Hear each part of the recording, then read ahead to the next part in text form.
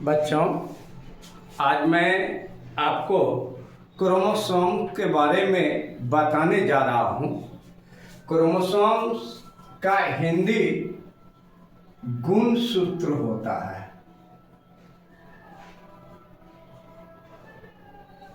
इस क्रोमोसोम्स का आविष्कार 1882 में वेल्थर फ्लेमिंग ने किया था, जो कि एक जर्मन साइंटिस्ट है।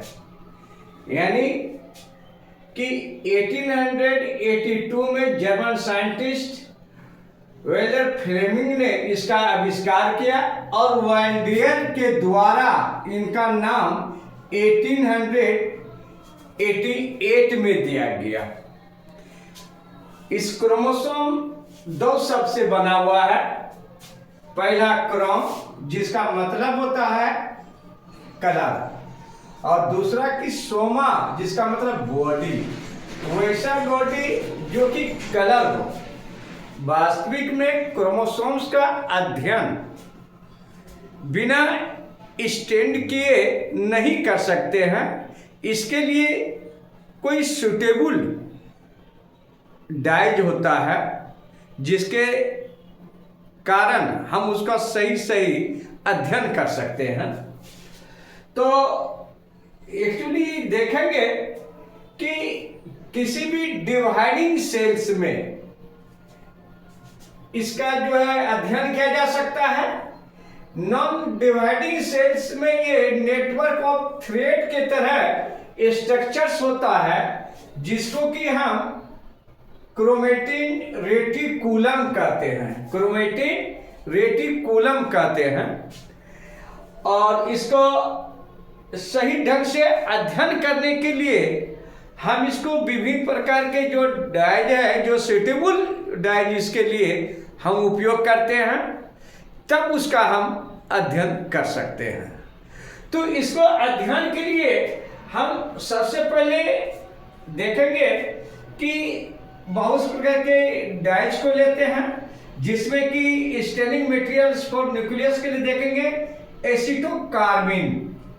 ये जो है प्लांट्स के क्रोमोसोम्स और डीएनए को स्टेन करता है, जिसका कि कलर रेड होता है।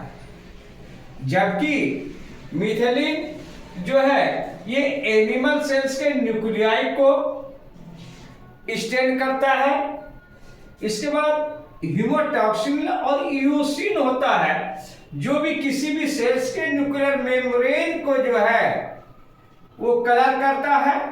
और ये इसमें जो है क्रोमेटिन को जो अच्छी तरीका से देखा जा सकता है। नेक्स्ट डाइज है सेफरिन। ये न्यूक्लियर और सेल वॉल के लिग्निफाइड प्लांट पार्ट को कलर करता है, जिसके कारण कि बहुत अच्छी तरीका से उसका अध्ययन किया जा सकता है। और एक है डीएपीआई, जो कि प्लांट्स और एनिमल सेल्स में डीएनए को स्टेन करता है। तो सबसे पहले हम चूंकि क्रोमोसोम के बारे में पढ़ रहे हैं, तो इसको देखें तो वास्तविक इसका अध्ययन हम डिवाइडिंग सेल में, यानी सेल डिवीजन में हम करते हैं। तो सेल डिवीजन के एक पहला वाला भाग है, जो कि सेल डिवीजन के पहले होता है, वो है इंटरफेज। ये इंटरफेज में क्या देखेंगे कि इन nucleus dark staining fibre is called chromatin fibre. Interphase में न्यूक्लियस में काफी डार्क स्टेनिंग फाइबर होता है, जिसको कि हम क्रोमेटिन फाइबर कहते हैं। ये क्रोमेटिन फाइबर जो है डीएनए का बना होता है और हिस्टोन प्रोटीन का बना होता है। ये डीएनए की मात्रा 40% और हिस्टोन प्रोटीन की मात्रा 60% होती है। यानी क्रोमेटिन फाइबर जो है डीएनए और हिस्टोन प्रोटीन का बना होता है। जिसको कि हम क्रोमेटिन फाइबर के स्ट्रक्चर्स में अध्ययन करेंगे। इंटरफेज के बाद जैसे ही ये प्रोफेज स्टेज में आते हैं तो ये क्रोमेटिन फाइबर कंडेंस करके क्रोमोसोम बनाते हैं, यानी यही क्रोमेटिन फाइबर्स क्रोमोसोम बन जाते हैं। इसीलिए कहा जाता है chromatins are the highly condensed coiled chromatin fibres, यानी क्रोमोसोम जो है काफी कंडेंस्ड क्वाइड क्रोमेटिन फाइबर्स है। प्रोफेज की इस अवस्था के बाद हम मेटाफेज में आएंगे। तो मेटाफेज और टेलोफेज में एक ही तरह का स्ट्रक्चर दिखाई पड़ता है, जो कि काफी स्मॉल होता है, थिक होता है, रोड लाइक इलोंगेटेड स्ट्रक्चर्स होता है। ये सभी हमें मेटाफेज और टेलोफेज के स्टेज में दिखाई पड़ता है। जबकि एनाफेज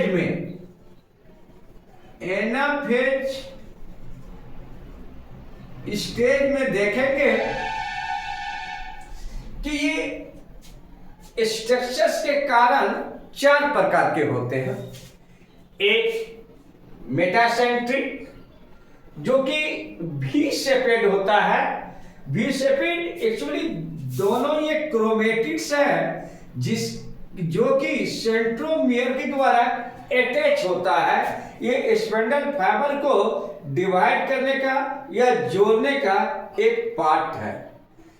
तो जब मेटासेंट्रिक में देखते हैं, एनाफेज के मेटासेंट्रिक में देखते हैं, इसमें 2 क्रोमेटिड्स होता है जो कि क्रोमोमेर से अटैच रहता है और ये भी शेपेड रहता है। जबकि सब मेटासेंट्रिक में ये एज शेपेड का होता है, यानी एक फाइबर लंबा और दूसरा फाइबर छोटा और बीच में जो है सेंट्रोमियर होता है। जबकि मेटासेंट्रिक में दोनों क्रोमेटिड्स बराबर होता है।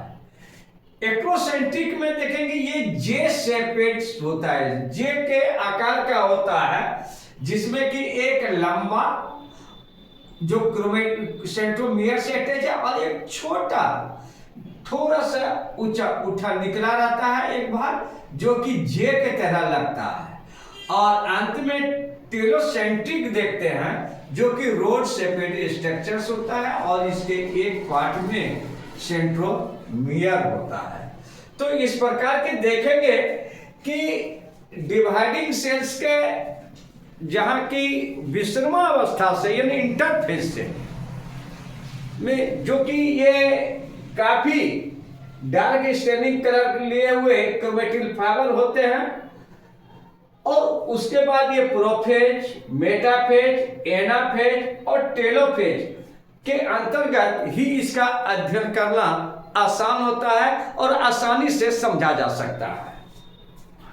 अब यदि हम इसको देखें कि सेक्स क्रोमोसोम में, तो देखेंगे कि सेक्स क्रोमोसोम्स में 2 प्रकार के सेल्स होता है, एक सेक्स क्रोमोसोम्स और दूसरा ऑटोसोम। ये इसका उपयोग जो है cells determine in reproductive organism. Reproductive organism में सेक्स का जो डिटरमिन किया जाता है कि वो मेल है या फीमेल है। यहां देखा जाता है कि फीमेल में XX क्रोमोसोम्स पाया जाता है, जबकि मेल में जो है XY क्रोमोसोम्स पाया जाता है, और इसके साथ ऑटोसोम भी होते हैं। यदि ह्यूमन केस में लें जिसमें कि 23 पेयर्स क्रोमोसोम्स होते हैं, ये क्रोमोसोम्स में 1 पेयर सेक्स क्रोमोसोम्स होंगे और 22 पेयर्स ऑटोसोम होंगे। इस सेक्स क्रोमोसोम्स और ऑटोसोम दोनों का कैरेक्टर्स डिफरेंस होता है।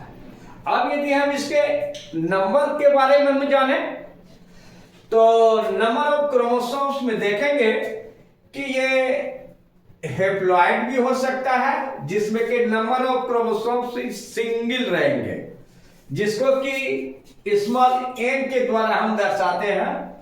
और ये डिप्लॉइड भी होते हैं। इन्हें नंबर ऑफ क्रोमोसोम हैप्लॉइड भी हो सकता है और डिप्लॉइड भी हो सकता है। हैप्लॉइड में सिंगल क्रोमोसोम और डिप्लॉइड में 2 क्रोमोसोम्स होते हैं।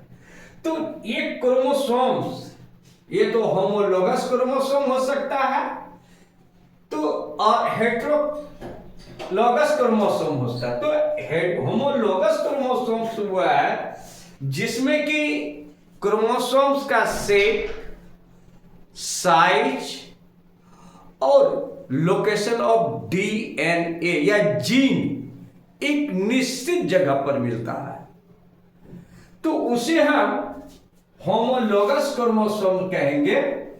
जो कि जस्ट इसके विपरीत हेटेरोलोगस क्रोमोसोम्स में शेप, साइज और लोकेशन ऑफ जीन डिफरेंस जगह पर होते हैं। अब यदि हम क्रोमोसोम्स के स्ट्रक्चर्स के बारे में बात करें तो ये क्रोमोसोम्स के स्ट्रक्चर्स में देखेंगे कि एक आउटर मोस्ट कवरिंग लेयर है जो कि पेलिकल्स कहलाता है। इस पेलिकल के सबसे शीर्ष भाग अपर पार्ट को जो है टेलोमियर कहेंगे।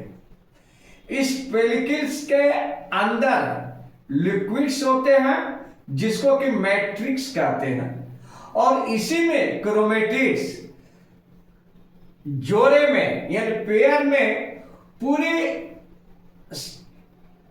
स्ट्रक्चर्स में जो है रहता है, यानी पूरे भाग में समान लंबाई लेकर के जो है रहता है। इसमें देखेंगे ये क्रोमेटिड्स में बहुत से डीएनए होता है। डीएनए का फॉर्म होता है डीऑक्सीराइबोज न्यूक्लिक एसिड।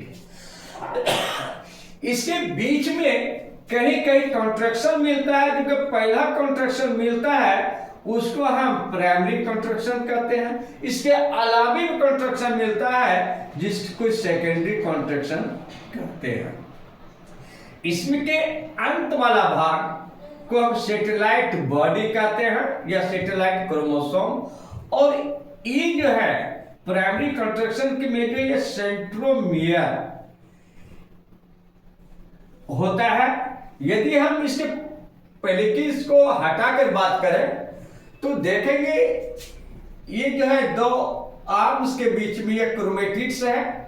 ये दोनों क्रोमेटिड्स को हम ऐसा कहेंगे, ये भी एक आर्म है, एक ही भी आर्म है, और ये दोनों जो है सेंट्रोमियर के द्वारा जुड़े रहते हैं।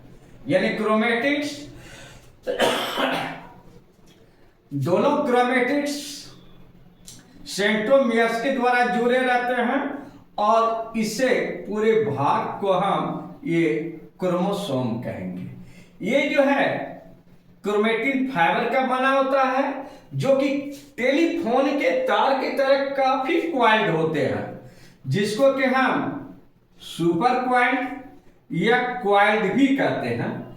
इसके बीच में बॉल के तरह एक स्ट्रक्चर होता है जिसको कि हम न्यूक्लियोसोम कहेंगे। क्या कहेंगे? न्यूक्लियोसोम कहेंगे। इसमें क्या कहते हैं कि ये क्रोमेटिन फाइबर के जो डीएनए और 8 हिस्टोन प्रोटीन पाए जाते हैं। इस तरह हम देखते हैं कि क्रोमोसोम एक वैसा स्ट्रक्चर्स है जो कि न्यूक्लियस के अंदर पाए जाते हैं, और इसका अध्ययन डिवाइडिंग सेल्स के में ही किया जा सकता है। धन्यवाद।